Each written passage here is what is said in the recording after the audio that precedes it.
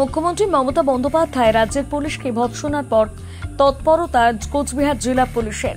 গতকালের পর আজও অভিযান চালিয়ে ফুটপাতে স্থায়ী দোকান ভেঙে দিল কোচবিহার জেলা পুলিশের আধিকারিকরা। জেলা পুলিশ সূত্রে জানা যায়, রাস্তার ধারে ফুটপাতে কোনো রকম দোকান করা যাবে না, তাই ফুটপাত ওই দোকান ব্যবসায়ীদের বলার পরেও তারা ভেঙে দেননি। তাই জেলা প্রশাসনের উদ্যোগে স্থায়ী দোকানগুলোকে ভেঙে ফেলা হলো। অপরদিকে ফুটপাত ব্যবসায়ীরা জানান, হঠাৎ করে না জানিয়ে আমাদের দোকানগুলো ভেঙে ফেললো।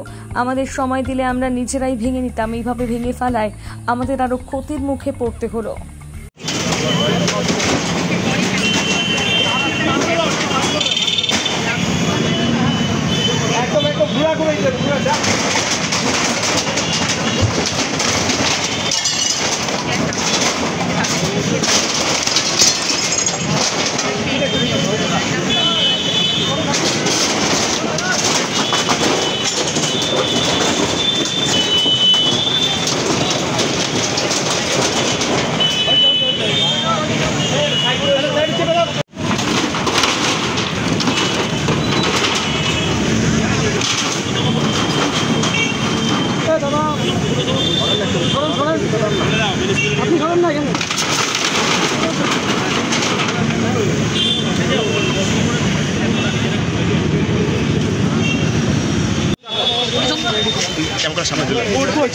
তারপরে 10 ফুট সামনের দিকে যাবে কোথায়, লোক হাঁটবে কোথায়,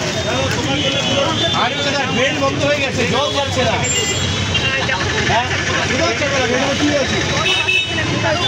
চাকা লাগাও ভাই, চাকা তো ফুটে এখন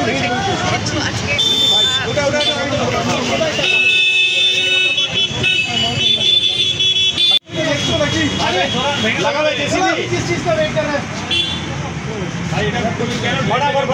হবে না, চলবে না মানে চলবেই না।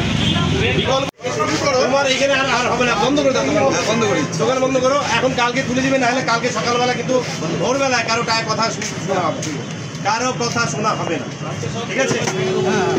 মাল আছে, সরিয়ে নাও, মাল সরিয়ে।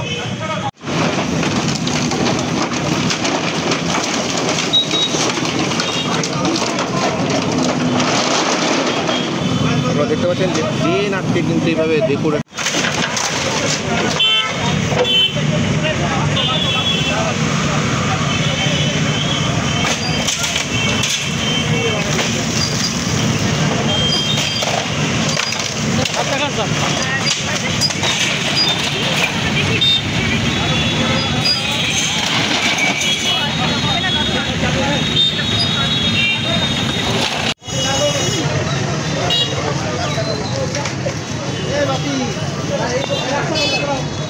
আপনাদের সময় দেওয়া হয়েছিল?